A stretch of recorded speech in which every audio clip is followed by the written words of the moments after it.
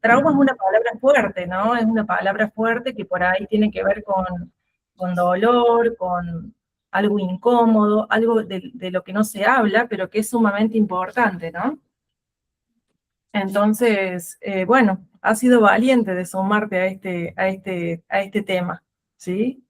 Eh, Generalmente Seba toca así temas un poco pesados, convoca abogados, no con tema light, así para decir, bueno, tomamos unos mates, nos ríamos un poco. No, son power. Son, Eh, sí, sí, sí. es que Pero ¿viste? A veces hay temas que no sé si nos da temor a qué, o son temas tabú, viste, que mejor no los toquemos, no vaya a ser que nos contagiemos, no sé cuál sea la sensación. sí, Y sí, sí. por ahí la experiencia de haber vivido cosas fuertes, uno como que se va fogueando y, y haber tenido buenos resultados después de haber hecho terapia, como que la sensación de querer compartir, de que sí se puede salir adelante, de que hay herramientas. Así- Ujú. la idea es compartir, que es justamente el propósito de este espacio psicoeducativo. Exactamente. La educación nos da libertad, nos empodera, nos da herramientas ante situaciones de las cuales a veces nos toman de sorpresa, a veces no queremos hablar.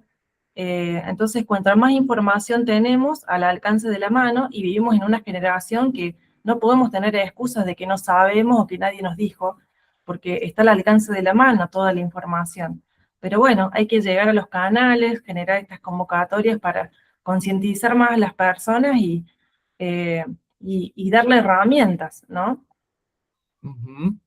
Ahí, Caro, se conectó Alicia Padilla. No sé, Hola Alicia, Alicia es de Mar del Plata también. ¿Cómo andas? Ella Reinaldo, Ay, Víctor. Reinaldo de Jujuy, que siempre nos acompaña, qué bueno.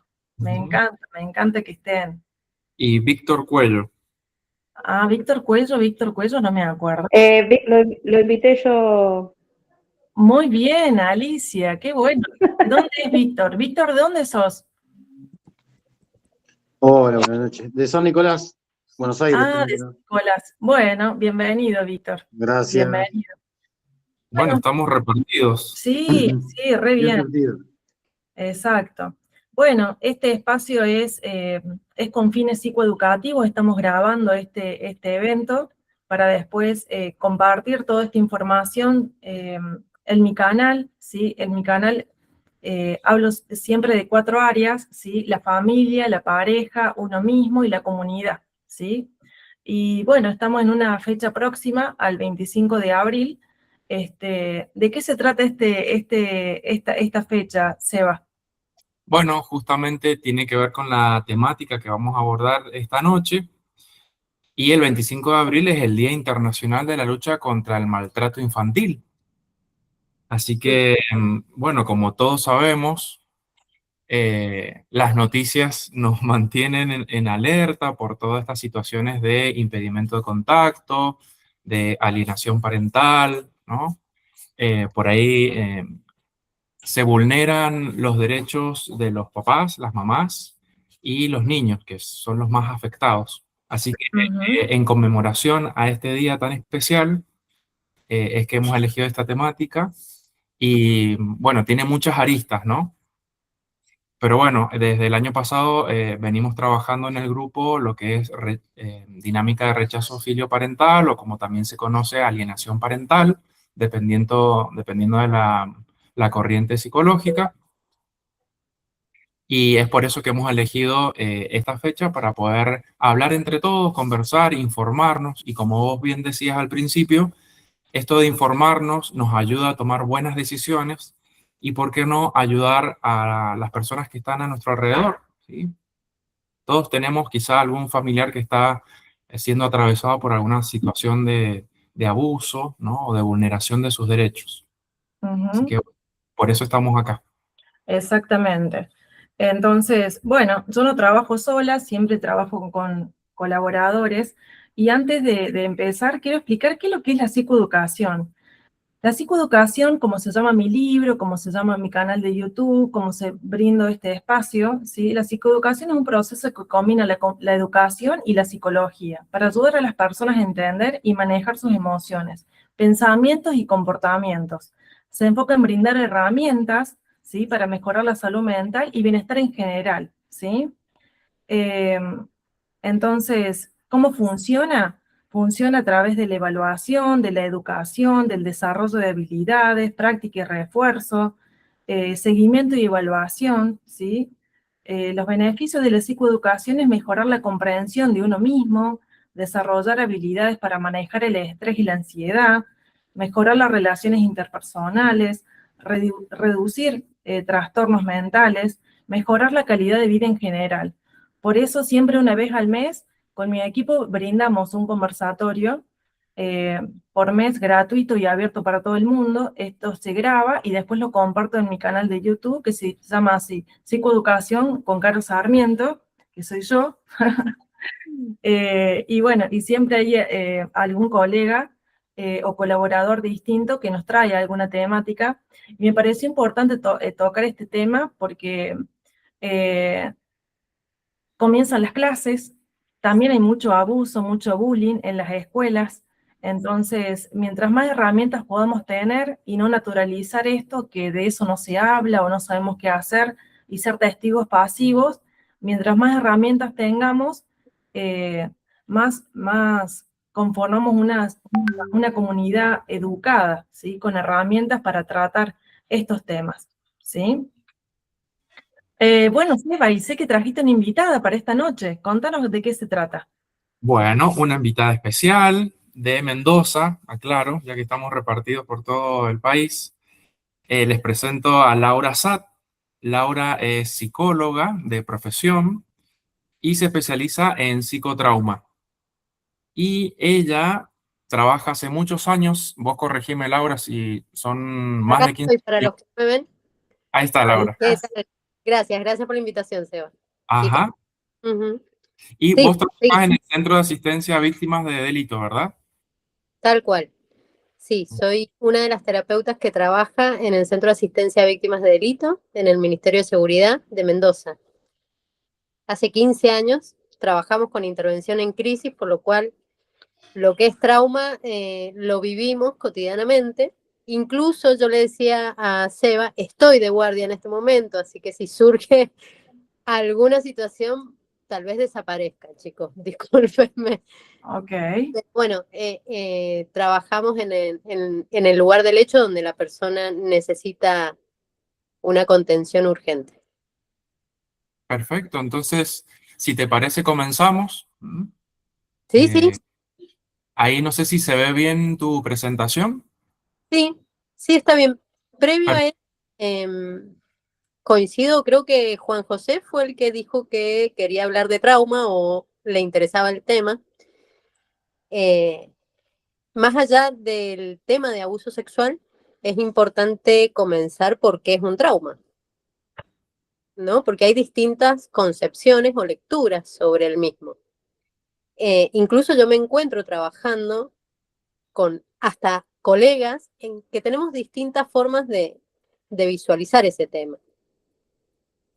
Trauma es una experiencia que genera la sensación, una experiencia vivida por una persona que genera la sensación de peligro, de estar en peligro o de amenaza a la integridad física o psíquica de la persona, sea hacia uno mismo o hacia otra persona. ¿Sí? Es una situación, una experiencia que desborda las herramientas de afrontamiento que tiene esa persona en ese momento. Y por supuesto que deja huellas en su modo de vincularse, huellas en su modo de interpretar la realidad. Ahora, lo que a mí siempre me gusta diferenciar es que trauma no significa hecho, es decir, no porque viva una situación altamente estresante, voy a tener un trauma. ¿Sí? Para nosotros los hechos en sí no son trauma, sino cómo lo procesa esa persona. ¿Sí? Cómo impacta esa situación en la psiquis de esa persona. Y eso depende de un montón de factores. Por ejemplo, uno de ellos es un factor protector muy importante que hace que tal vez esa vivencia no genere un trauma en la psiquis de esa persona, es la red social, ¿no? La contención en el momento, el poder contar con otros. Eso es un factor que se ha estudiado y que yo he sido testigo que sirve y sirve un montón. Por eso es que nuestro trabajo, por ejemplo, en el Centro de Asistencia a Víctimas, lo primero que hacemos es intervenir en el momento en que la persona está denunciando, en el momento en que está viviendo esa situación, poder contener desde el inicio en el lugar donde esté. ¿Sí? Entonces, para mí lo principal es eso, diferenciar hechos de trauma, porque muchas veces, y he escuchado que dicen, vivió un trauma o porque vivió tal situación, va a tener estrés postraumático o va a quedar traumatizado. Bueno, eso yo no lo veo en las personas que asisto. No son hechos en sí, sino cómo esa persona procesa esa vivencia. Laura, ¿Sí? podríamos decir entonces, como vos bien mencionaste, que cuando la persona que está atravesando por un hecho, ¿no es Ujú. cierto? Que lo conmueve de alguna manera, pero si tiene esta red de contención, podríamos decir entonces que el poder ponerle palabras a lo que le ha hecho, a lo que le han hecho, digamos, de alguna manera mitiga este trauma. ¿A eso te referís cuando hablas de la red de contención? Sí, es uno de los factores protectores que ayuda a elaborar la vivencia. ¿Sí? Ujú.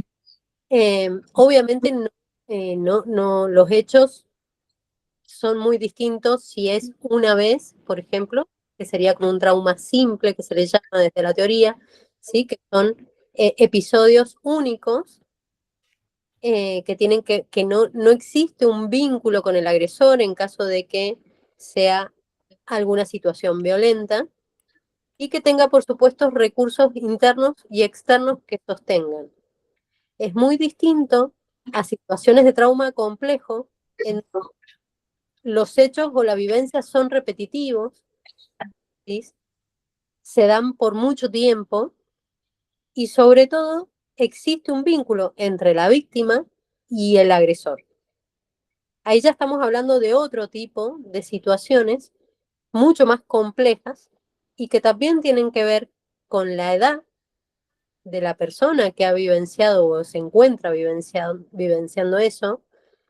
Los chicos todavía no tienen recursos internos para poder afrontar ciertas temáticas o para poder poner en palabras o para incluso entender lo que está pasando, ¿sí?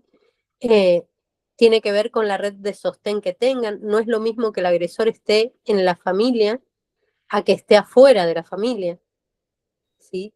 Muchas veces está en la familia, pero nos encontramos con que existen adultos protectores en otras áreas, sea la escuela. Por eso es tan importante y me interesó mucho el tema, porque a veces no nos damos cuenta y podemos ser de muchísima ayuda para un niño o un adolescente que esté viviendo una situación de maltrato, de abuso, ¿sí? O cualquier tipo de vivencia violenta dentro de su familia.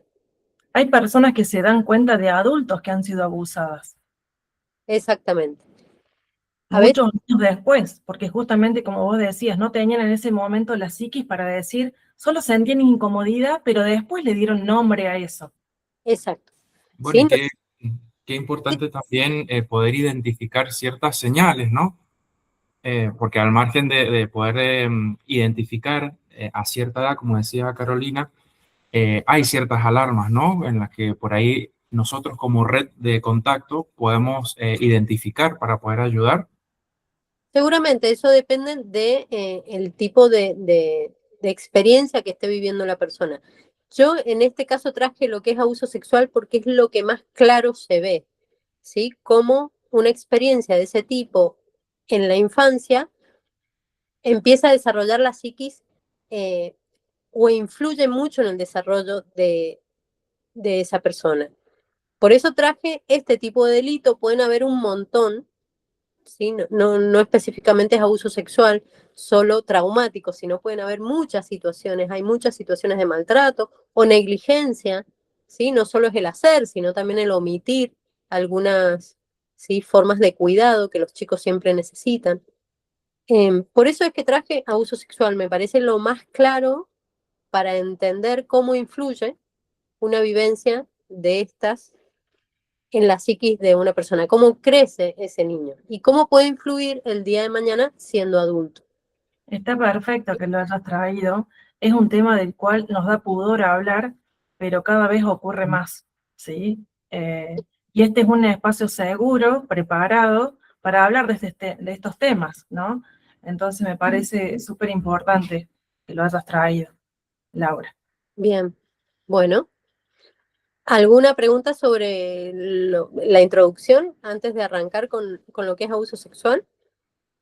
Nosotros les habíamos avisado a la gente, a la gente que siempre se conecta, los invitamos a que puedan escribir sus preguntas o comentarios en el chat, siempre los leemos al final, pero si alguno quiere dar algún comentario, puede levantar la mano, y no sé si vos querés eso o las dejamos todas al final, Laura.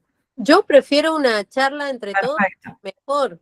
Bueno, ¿Sí? entonces pueden interrumpir. Claro. Sí, Si sí, levantan, vamos aportando entre todos. Yo traigo una partecita nada más, cada uno de ustedes seguramente puede aportar lo suyo en el tema. Ahí bien, va, ahí va.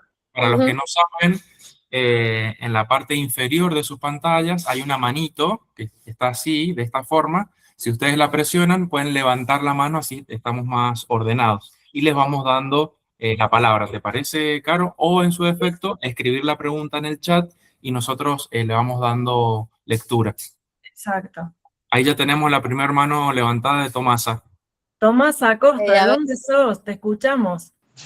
San Nicolás, Hola.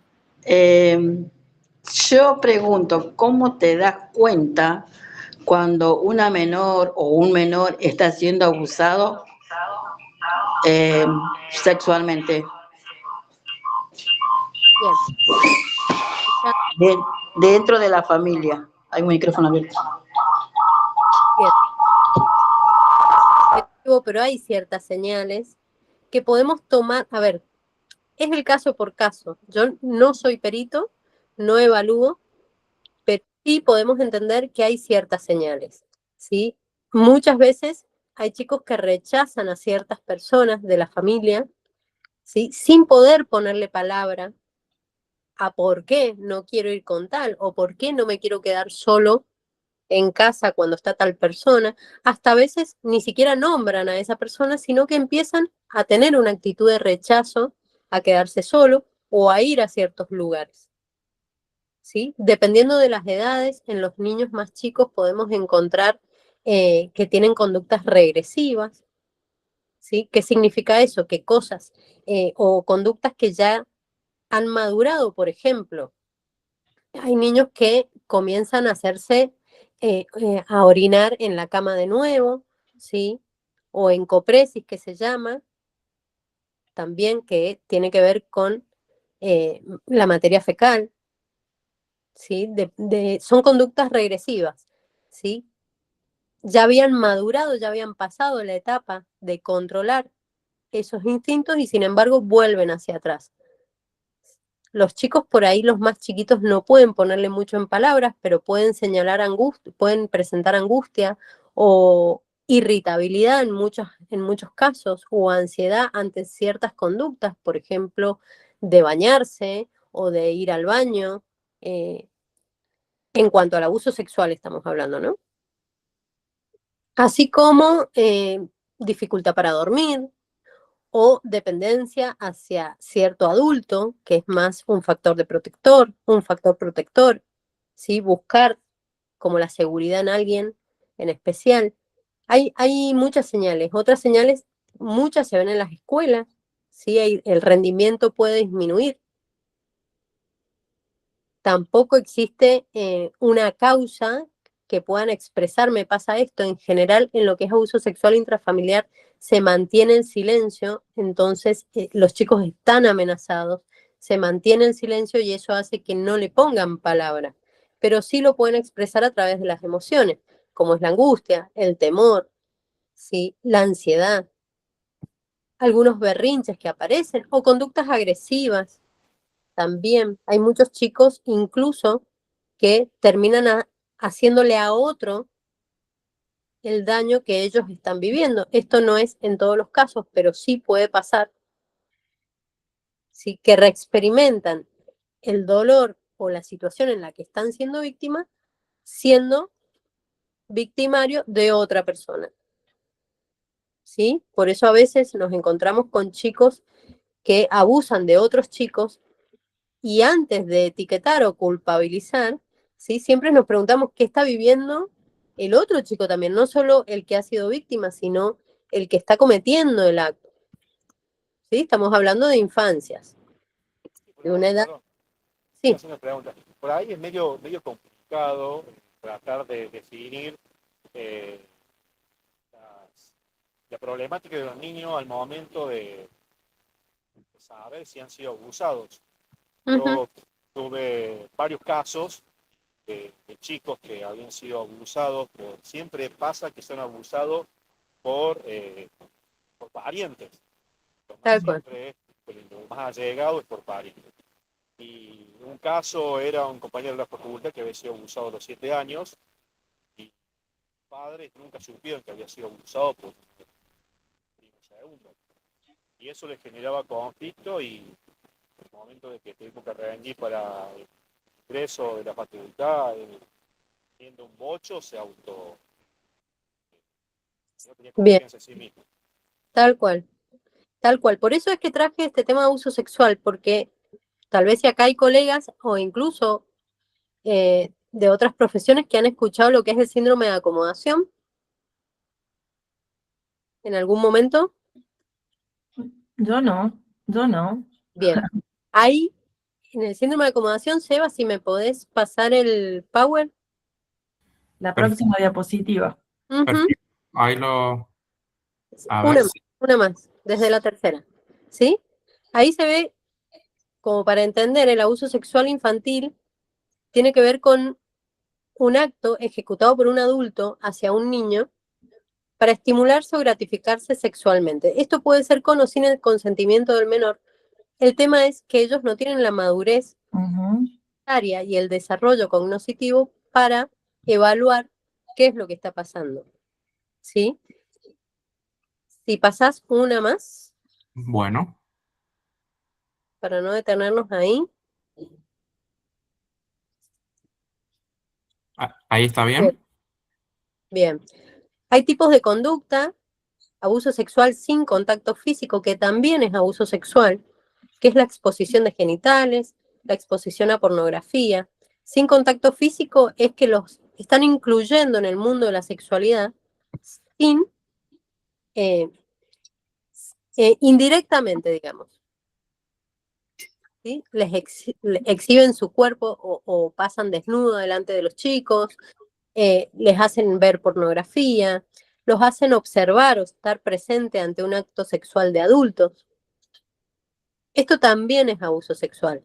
Y también, por otra parte, está el abuso sexual con contacto físico, que puede ser tocamiento, con penetración o algún tipo de acto forzado que tenga que ver con el contacto físico. Si me pasa, Seba.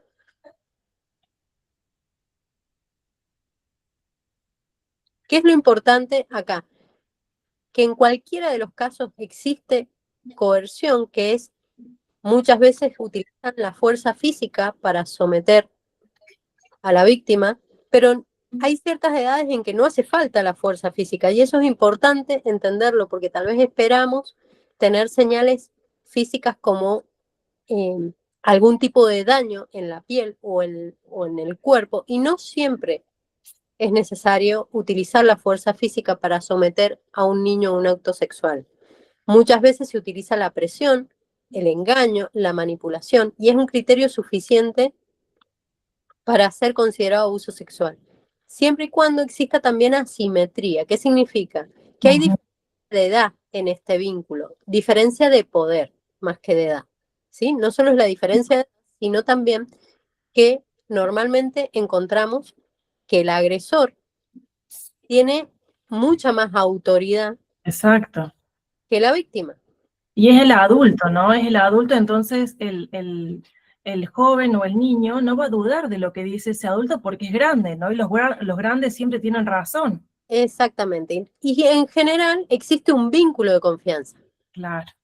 ¿sí? Y en ese vínculo de confianza el niño no va a imaginar que va a ser no abusado, porque a esa edad no lo experimentan como un abuso, sino que no va a ser maltratado por la persona en quien confía.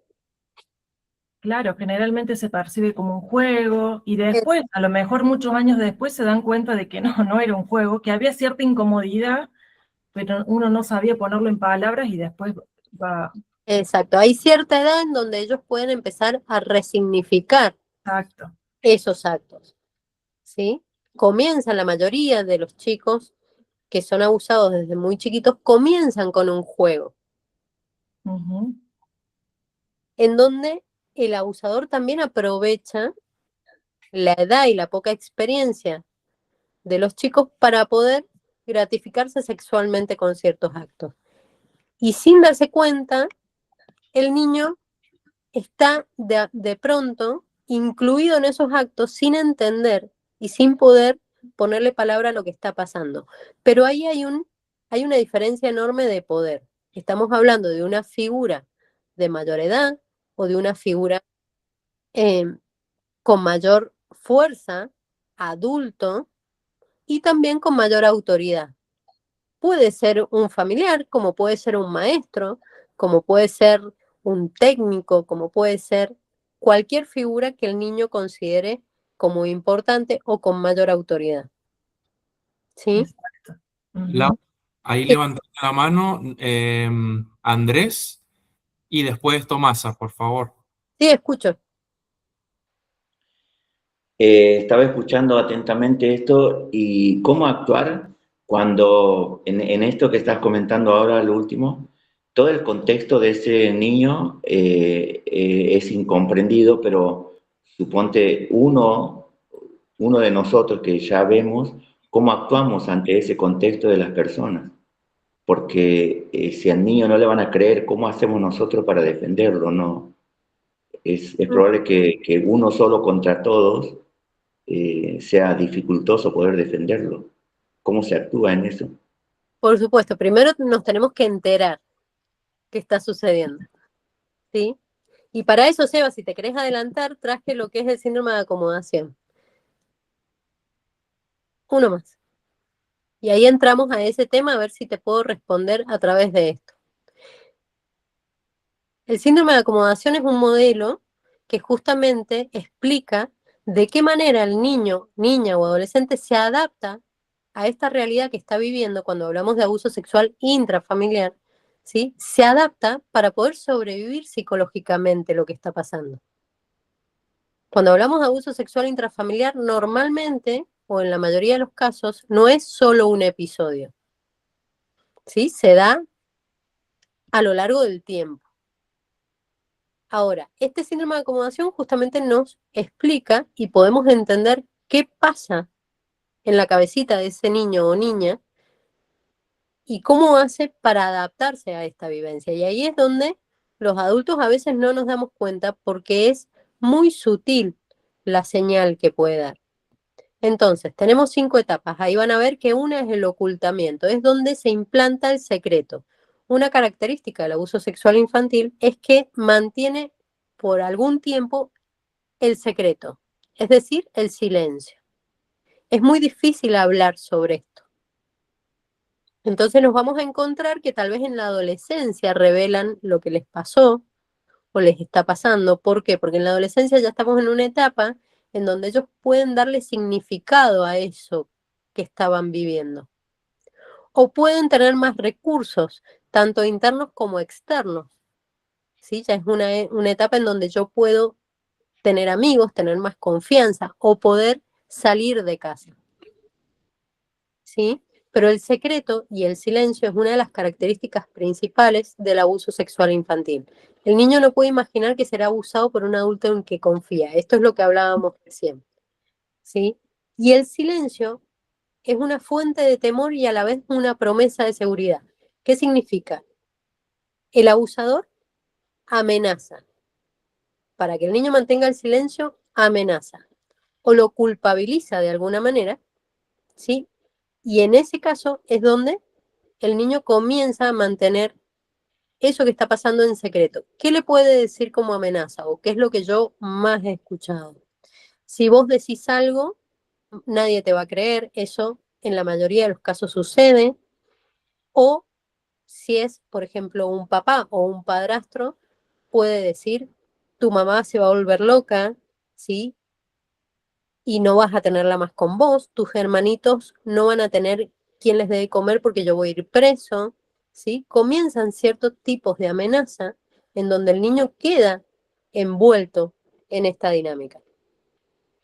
Y es muy difícil poder hablar porque empieza a sentir esta sensación de culpa, porque si habla, es seguridad para él, pero le da mucho temor los resultados que pueden haber en su familia. Claro, el adulto lo hace responsable al menor, ¿no? De Es- toda una familia, de los padres, de los hermanos, del futuro. Y al estar en desamparo, justamente el punto 2 dice desamparo y desprotección. ¿Qué significa? Que estamos ante una edad en donde la dependencia es parte Claro, de la etapa vital. claro, ¿Sí? Hay desigualdad de poder, dependencia y una autoridad de esta figura que hace que no se pueda resistir.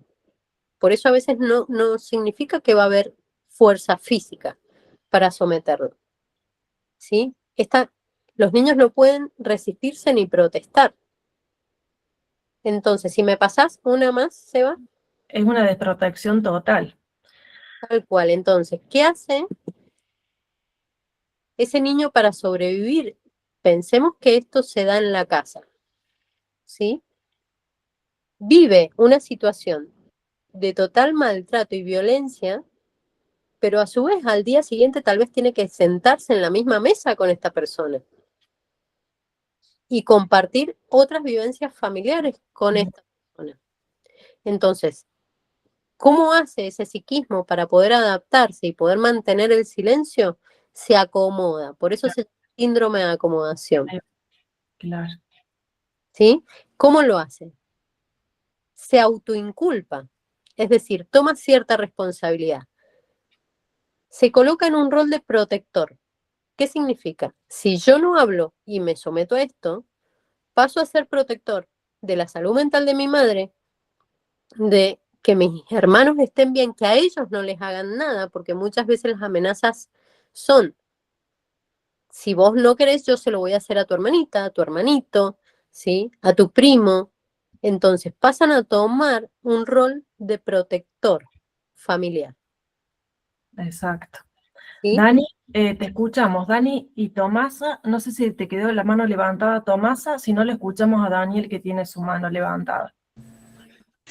Sí, yo lo que quería decir es que a veces, hoy por hoy, creo que se trabaja más psicológicamente esa, Ujú, como que son más psicópatas, psicológicamente lo trabajan mejor porque hoy ya es todo eso y los niños como que, ¿para qué voy a hablar? Y los niños hasta tienen cuidado de decir algo. O porque la abuela lo pregunta y la abuela muy preguntona o qué sé yo, ¿viste? Esas cosas. Y ujú, a veces uno no pregunta, sino que el niño solo habla. tal cual. Por eso Y también importante las otras figuras de la familia y de la comunidad. porque el niño tiene confianza en esa persona, entonces el niño habla. Y a veces dice, ¿por qué? Yo tuve una situación no de eso, pero sí de maltrato familiar, maltrato verbal, psicológico, eh, y también el otro, como es físico. Y Bien, yo lo encaré yo, y bueno, veía que ella sufría y le dije, bueno, vos vas a tener que hablar y hacer algo porque ya tenés tu edad. Ella era niña y de niña se sentía, pasaba por eso, pero era maltrato psicológico, verbal y físico. Ujú. y era en mi familia. Entonces yo le dije, porque yo no puedo hacer nada si vos te negás a hablar.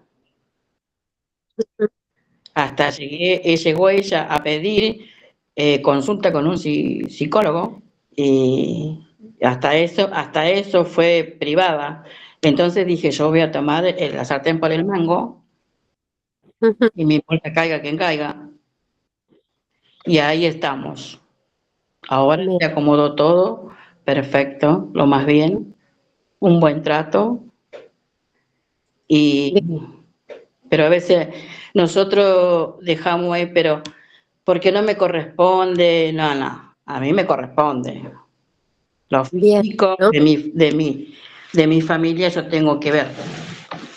Pero bueno, ahí estamos todos ya perfecto, arreglado, o lo arreglamos entre familia, se comportan o se comportan, o vamos a la justicia, así de fácil. Yo soy Bien, muy directa en Gracias. todo eso. Así que bueno. bien, Tomás, Y buenísimo dentro de que todo, hayas- viste, con ayuda, oración y todo eso, que también. Pero ya te digo, hay que enfrentarlo, no hay que temer, no hay que tener miedo. Y tuve las charlas que son 5 formas de maltrato, son las 5 formas de maltrato. Tuve charlas yo con eso y ahí fue todo el desencadenamiento, ¿no? Ujú. Están las 5 formas de maltrato: físico, sexual, psicológico y verbal, y también lo físico. Ujú. Así que bueno, agradecida. Ay, me pasó mi hijo esto, por eso me metí. Gracias, Qué Tomás. bueno que pudiste actuar Soy la y mamá de Víctor Cuello. Bueno, Gracias, Tomás. Escuchamos a Dani. lista. No sé cómo sacar la manito. No te preocupes. ¿sí? Sí, ¿Alguien más? discúlpame, una consulta. Escúchame, ¿qué sucede cuando, por ejemplo, el abuso es de una mujer? Por ejemplo, una mujer pederasta hacia un niño. Ujú. Sí. Y no hay así como una amenaza, por decirlo así. Ujú. Es como una especie de consentimiento, ¿viste? ¿Qué sucede en esa estructura de ese niño? Cuando me decís una mujer, ¿de qué edades estamos hablando? Una mujer más grande que un niño, Y un niño. y un niño. Es lo mismo. Esto no tiene género, ¿sí? Puede ser el abusador, puede ser un género masculino o femenino. Ujú. No se diferencia. Justamente cuando es hombre, acá lo aclaré recién, es lo mismo. No hace falta la fuerza física, no hace falta, ¿sí? Un consentimiento. Pero por ahí no hay esta amenaza, ¿me entendés? Por ahí no hay una amenaza. Por ahí tan no hay di- una amenaza, pero hay manipulación. Hay manipulación, sí, obviamente que hay manipulación. Por ¿Cómo, ejemplo, cómo hacerlo a puede? través del juego o decir que esto es un acto de amor, ¿sí? O manipularlo con que todas las mamás, tías o quienes sean, hacen esto para enseñarle lo que es el amor o un acto sexual, ¿sí? Eso es una manipulación que indirectamente también hace que el niño no diga nada. Ahora, el niño no está eligiendo. A esa edad no se puede elegir conscientemente estar en ese vínculo o no, o hacer ciertas cosas o no. No hay una elección, no hay una decisión. Hay mucha, voy a decir algo que tal vez es muy terapéutico, pero yo me he encontrado en el consultorio con ya adultos que han vivido abuso sexual infantil y que se culpan porque sintieron, por ejemplo, placer en ese juego, ¿sí? Ahora, ese placer no era placer elegido, no era algo elegido, era manipulación del adulto que sabe perfectamente manipular ciertas zonas biológicas erógenas que tienen todos los individuos, incluso los niños también sienten, si son manipulados en ciertas áreas de su cuerpo, placer, pero es un placer biológico, no es una elección, ¿sí? No hay un consentimiento a ciertas edades, entonces no importa si es una mujer un hombre familiar o un vecino, ¿sí? Muchas veces se da esto del abuso sexual intrafamiliar, despacio empieza como un juego, se vinculan, hay una contradicción entre amor-odio, ¿sí? En ese vínculo. En esto que estábamos hablando de acomodación, por ejemplo, una forma de acomodarse es, hay una fragmentación en la mente. ¿Por qué? Porque ellos tienen que entender que la persona que me ama es también la que me daña o me hace sentir incómodo o me hace este juego, que tal vez no elijo, pero tengo que hacerlo. ¿Sí? Entonces el amor pasa a ser también daño. O, por ejemplo, decir la verdad de lo que me está pasando es malo. Mentir y silenciar es bueno. Exacto. ¿Sí? Entonces, de ese modo la psique se va acomodando para poder sobrevivir a esa realidad. Un niño así victimizado dará la impresión, ahí lo dice, de que acepta o busca sin protestar ese contacto. ¿Significa que lo elige? ¿Significa que está dando el consentimiento? No, significa que se ha acomodado a esa realidad.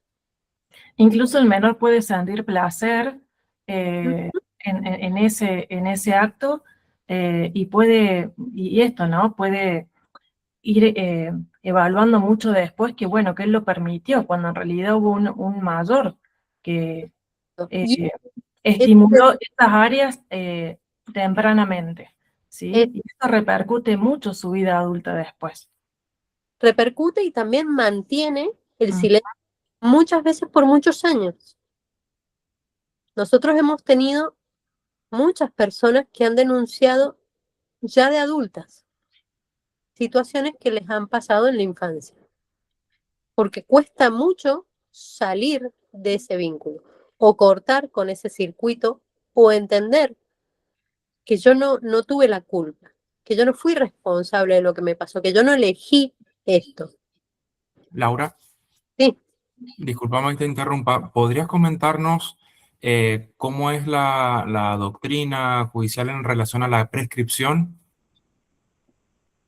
mira, eso es a los 18 años, cuando tenemos un abuso sexual infantil, actualmente se empieza a contar los años de prescripción desde los 18 años. Antes era desde el acto, desde el hecho o desde el último hecho.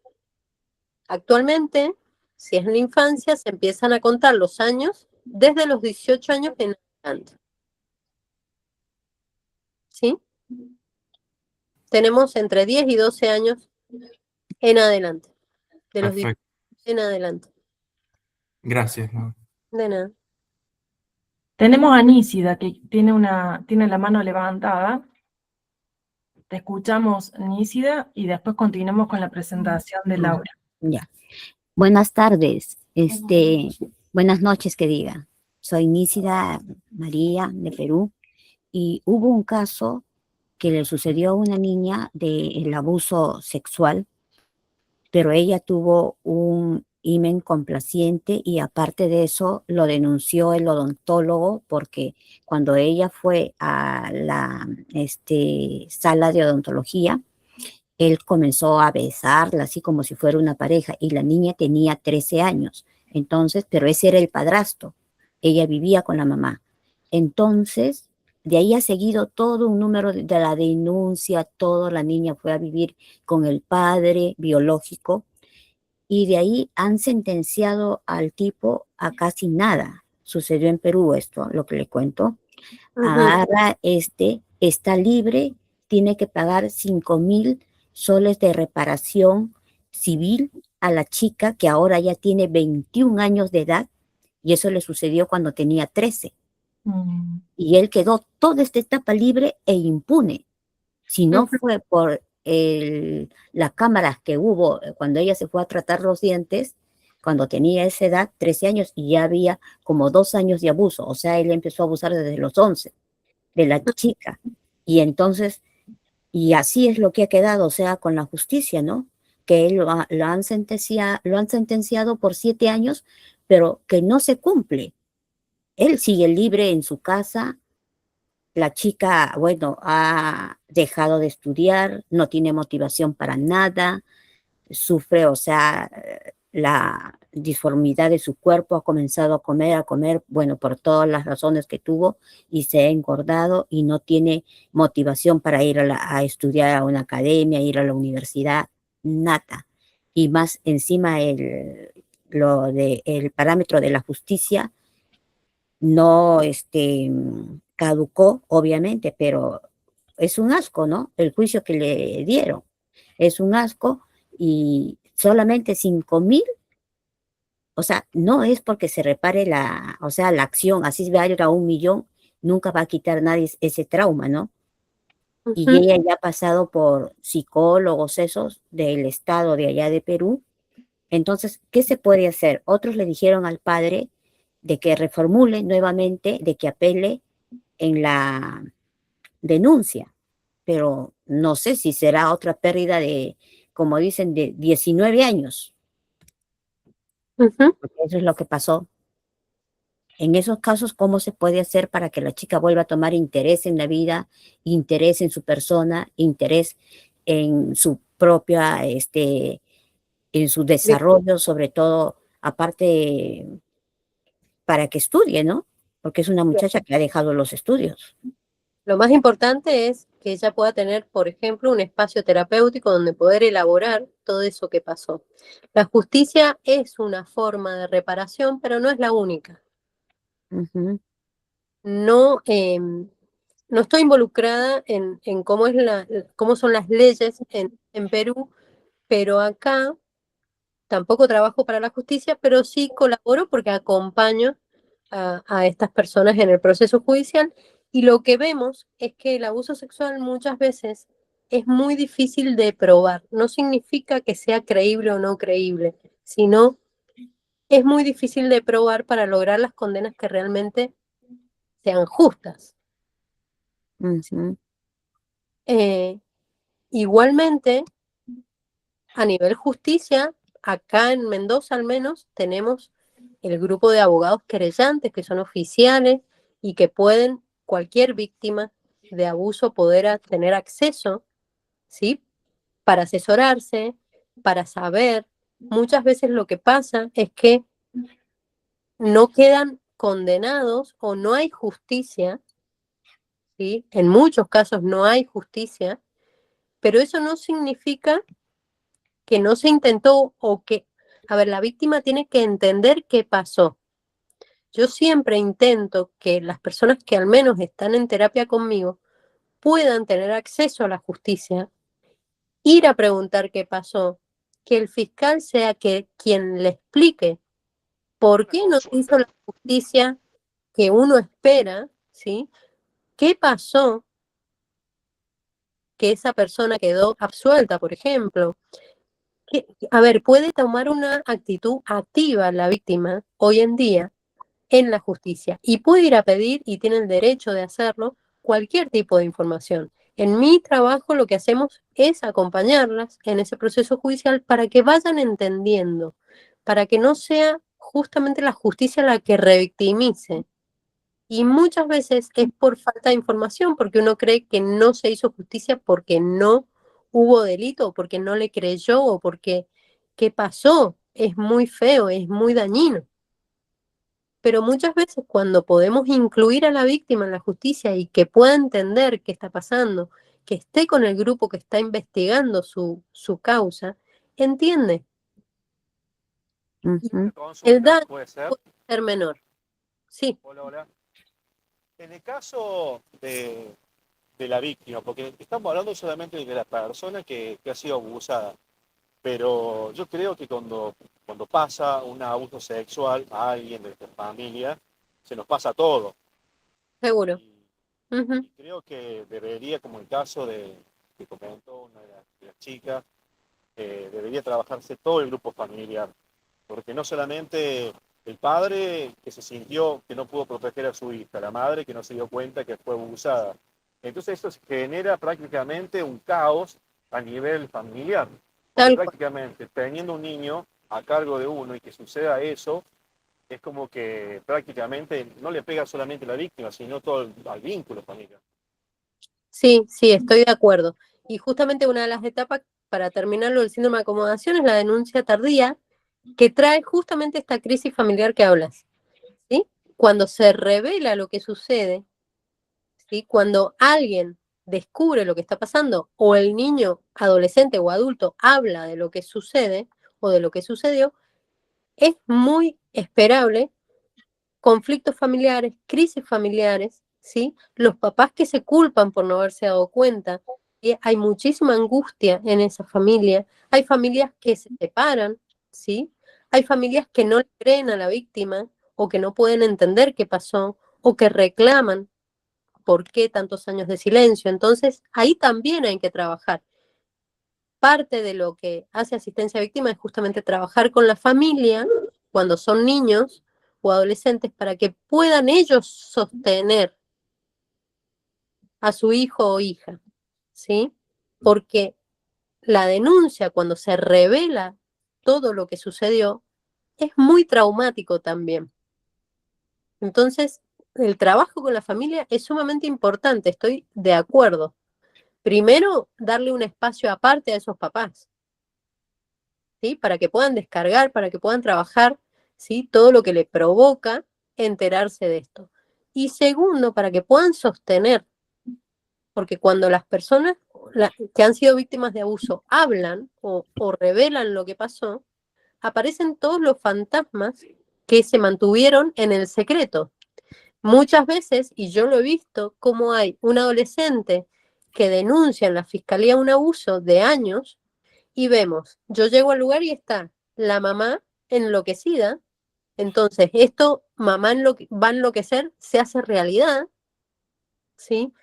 Muchos familiares que lo acusan o acusan a la víctima de por qué no lo dijo antes o de que es mentira, que esto no puede ser, porque también los abusadores tienen un perfil, ¿sí? Que es, muchas veces socialmente son buen vistos. Entonces es difícil de creer en muchas oportunidades. Esta crisis familiar es muy importante trabajarla y darle sostén, tal cual, porque es fundamental, porque la última etapa del síndrome de acomodación, si pasa a SEBA, Pasa a SEBA una más. ¿sí? La última etapa es la retractación, que se llama, ¿sí? ¿Qué significa? Que es tal el caos familiar que puede aparecer después de la revelación y los fantasmas que se hacen realidad, que muchas veces los chicos se retractan, ¿sí? Es como que dicen, bueno, me acomodo de nuevo a esa realidad para proteger a mi familia. Ellos están saliendo de ese rol protector que los mantuvo en silencio muchos años.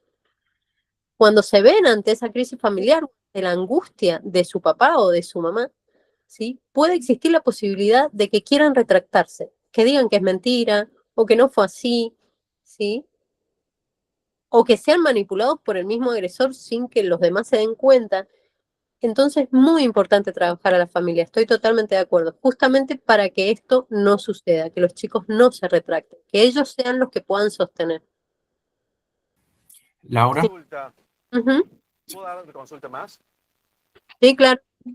hacemos una consulta más, Aniceto, y después continuamos para que Laura pueda finalizar su presentación y podamos respetar el tiempo. ¿Les parece, Caro? Sí, perfecto.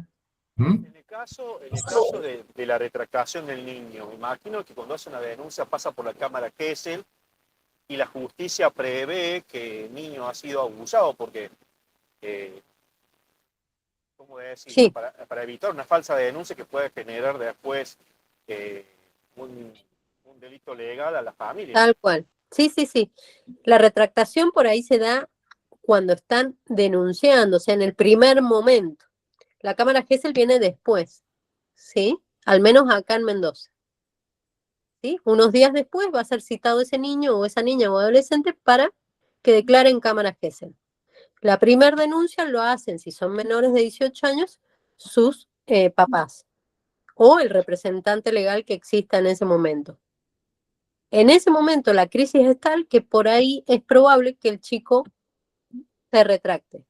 Ahora, todos los profesionales que están trabajando en la unidad de víctimas unidad de delitos contra la integridad sexual, al menos acá en Mendoza, que han sido especializadas las unidades justamente para que los que trabajan en justicia de estos temas estén al tanto, que puedan estudiar este tema y sean profesionales en esto, conocen esta posibilidad. Entonces, por supuesto que están muy atentos y hay herramientas que tienen los psicólogos peritos que trabajan, ¿sí? Psiquiatras que también trabajan para la justicia para poder dar respuesta más allá de que se retracten y también poder darse cuenta de alguna falsa denuncia, por supuesto. Muy bien. Bueno, Bien. Laura, si querés continuar con tu presentación, le pedimos disculpas al resto, pero por una cuestión de tiempo y teniendo presente que Laura está en su guardia nocturna, Sí. y vamos a continuar. ¿Te parece, Mira, Laura? en realidad el Power a mí me interesa hasta ahí, todo lo que demás, lo que viene después, me parece que no viene al caso. Perfecto. Sí me interesa esa información porque ahí ¿Cómo? es el desarrollo, cómo hace el niño para sobrevivir esa realidad, ¿sí? No es fácil. Entonces, si el día de mañana encontramos a este niño o niña siendo papá o mamá, ¿sí? Que en realidad es el tema que a ustedes los encuentra, la pregunta es si puede influir esto en el día de mañana, ¿sí? Haber sido traumatizado en la infancia influye en la maternidad o en la paternidad. Y en realidad la conclusión, en mi opinión, es que sí puede influir. Muchísimo, muchísimo.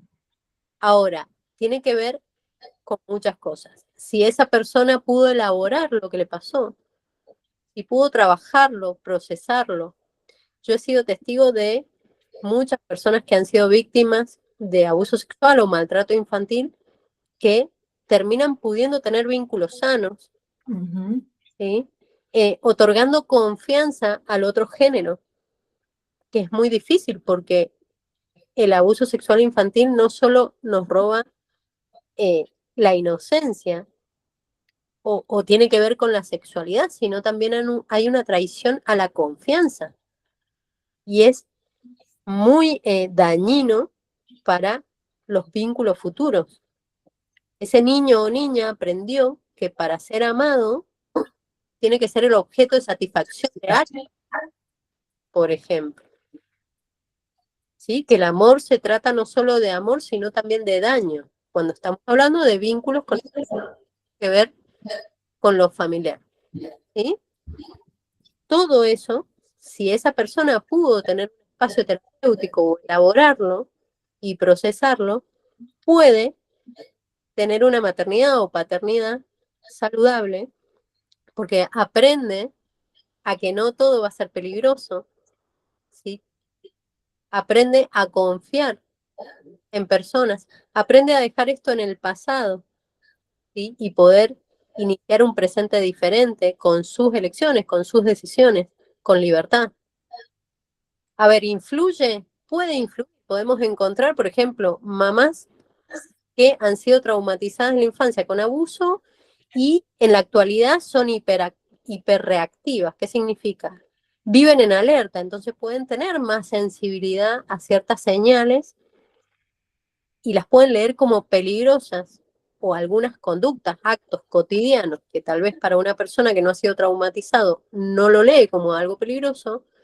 Un adulto que sí ha sido traumatizado puede estar más perceptivo o sensible a ciertos actos, gestos, tonos de voz, ¿sí? Y pueden percibirlos como peligrosos. Pueden tener problemas en la confianza, pueden sobreproteger a su hijo, ¿sí? Pero esto no quiere decir que sea intencional, ¿sí?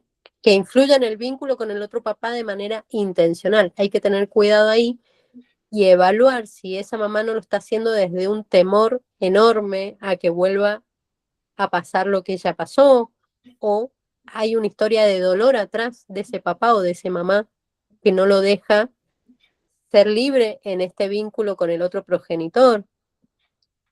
Sí, muchas veces son reacciones porque el pasado en muchas oportunidades vuelve por más que esté elaborado, puede ser que ciertas situaciones aparezcan lo emocional del pasado, ¿sí? Pero las personas que tienen un espacio terapéutico, que han podido tener espacios de escucha u otras personas significativas en su vida, otros ejemplos de pareja o de papá y mamá, puede aprender a darse cuenta cuando se desregula emocionalmente, puede entender si tiene que ver con su pasado o con el presente. ¿Sí? Si es algo del pasado que se está reactivando, si son pensamientos intrusivos, si es un recuerdo el que vino, puede darse cuenta si tiene que ver con eso o tiene que ver con algo presente. Las personas que no tienen esos espacios de elaboración o que el trauma no ha sido procesado pueden actuar a través de la hipervigilancia, de estar todo el tiempo atentos a señales de riesgo o a señales de peligro, y pueden malinterpretar porque empiezan a percibir la realidad desde el miedo, desde la sobreprotección, ¿sí? Pero no significa que siempre sea con intención o consciente, sino que es un sistema emocional traumatizado que se activa ante ciertas situaciones o estímulos. Claro, claro. Ujú. Sí, exactamente, ¿sí? Qué interesante. Ujú. Muy, muy interesante, muy interesante. Y bueno, sabemos que esto cuando no se trabaja, repercute de otras formas, ¿no, Seba? Sí, tal cual. De hecho, teníamos otra temática complementaria que no vamos a poder abordar en esta noche por una cuestión de tiempo. Pero Así porque que todos los temas son importantes. Laura, estuvo excelente tu presentación. Bueno, Me encanta todo lo que han comentado, lo que han escrito. Son temas difíciles y se requiere tiempo. Y creo que Seba va a hablar un poco de algunas consecuencias, ¿no? ¿Querés contar un poquito? sí, sí, sí. Y si estás de acuerdo, dejamos para otra oportunidad con la promesa de anunciar otra fecha. El mes que Lo viene, siempre hacemos uno cada mes. Entonces el de mayo va a ser contanos sobre qué, Seba. Ujú. Bueno, la temática complementaria tiene que ver con la dinámica de rechazo filioparental o su equivalente, como algunos lo conocemos, eh, que se denomina alienación parental. ¿Mm? Y un poquito Laura mencionaba esto de por ahí que puede suceder con un papá o una mamá de sobreproteger a sus hijos, ¿sí? O extralimitarse en sus funciones parentales y esto como consecuencia de lo ya vivido, porque su sistema de alerta ha quedado, ¿no es cierto?, como encendido de alguna manera y ciertos factores, como vos decías, alguna reacción que nosotros percibimos del otro, nos pueden volver a encender esa alarma, o como por ejemplo decía Nísida, si mal no recuerdo, que comentaba de un caso de una persona que no podía avanzar, no podía estudiar, no podía concretar. Y bueno, tiene que ver con esto, con que a veces en el trauma o en estas situaciones tan complicadas no reaccionamos. Entonces replicamos ese comportamiento en las etapas subsiguientes. Em, Esto puede ser una consecuencia, así que los invitamos para la próxima, a estar atentos a la próxima fecha. Vos, Caro, tenés grupos de WhatsApp, tenés tu propio canal en YouTube, donde aquellos que estén interesados pueden seguirlo y estar atentos al anuncio para el próximo mes. Pero Seguramente va a ser en esta fecha, ¿sí? Ya le vamos a confirmar la fecha, pero va a ser el tema del mes que viene, ¿sí? Y siempre presentamos diferentes temas. Estos temas son duros, gracias por quedarse hasta el final. Y hemos destapado una olla, ¿no, Seba? No, Laura, hemos destapado una olla. ¿Qué recursos le damos a la gente que se queda carburando y bueno, y que tal vez comienza a ver, porque ahora tiene la información, ¿no? Ujú. Entonces, podés contar algo Laura, podés contar algo Seba, puedo contar algo yo. ¿Qué vamos a dar después que hemos destapado esta olla? Bien.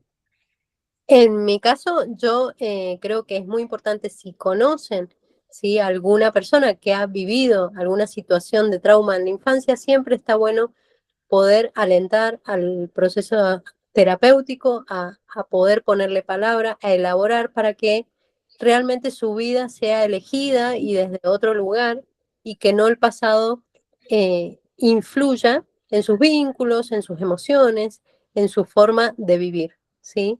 Y como adultos, a ver, no podemos controlar todo lo que le pasa a nuestros hijos, tal vez hay mamás, papás acá, ¿sí? O por supuesto que quisiéramos que estas cosas no sucedieran, pero siempre está bueno estar presentes, ¿sí? Poder hablar de esto en casa, que no sean temas tabú, que se pueda hablar de la sexualidad con los chicos, que se puede hablar de lo que es abuso sexual, ¿sí? No solo bullying, sino que eso ellos lo escuchan permanentemente, sino también de lo que es la sexualidad y lo que es el abuso sexual.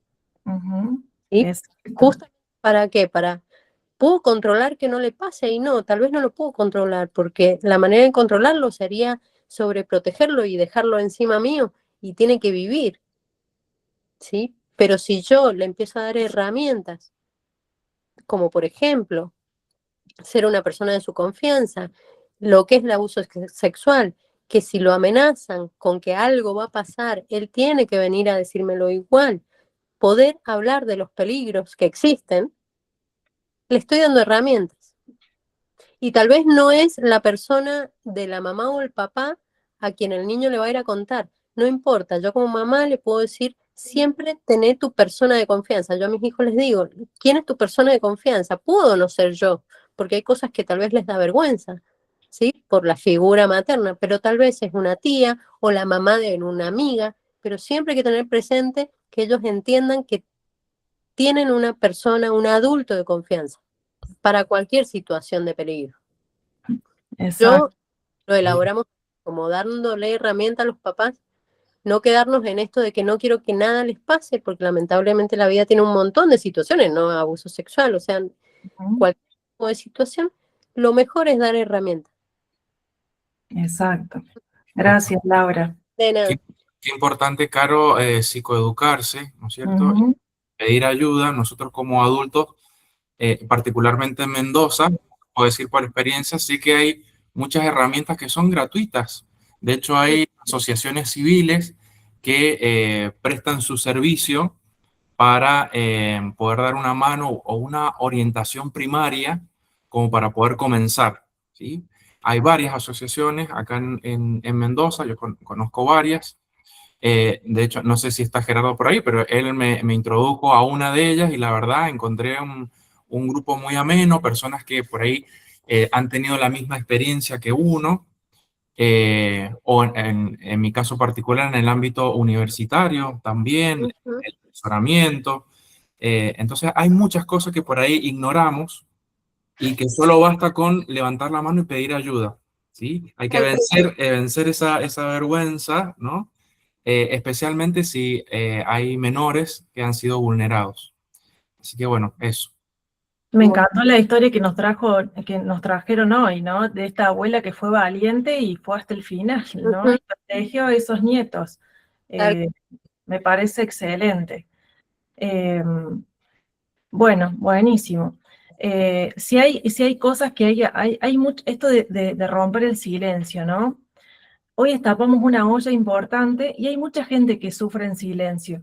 Entonces, si hay algo que puedo hacer, voy a empezar a brindar un espacio de terapia grupal, ¿sí? Especialmente para varones. Los días miércoles a las 19 horas. ¿Querés mostrar un poquito, Seba, lo que preparamos? Bueno. Para conversar sobre las ansiedades y las depresiones, ¿sí? Un espacio seguro, confidencial, donde primeramente queremos buscar a hombres que sufren en silencio y que no hablan de estas cosas, y no ayuda, ¿no? No ayuda. Sabemos del alto índice de suicidios que hay. Está dirigido a todo público, incluso a menores, siempre que tengamos el consentimiento de sus padres. Vamos a atender adolescentes en este espacio. Son grupos reducidos, a puerta cerrada, pero para brindar una escucha segura, confidencial, y como siempre decimos, psicoeducativa, donde se brindan herramientas para que las personas sepan qué hacer ante esta situación que no eligieron, pero que está haciendo ruido en mi día a día, ¿no? Bueno, a ver, ponela, Seba, no sé si querés agregar algo más, Seba. Ujú.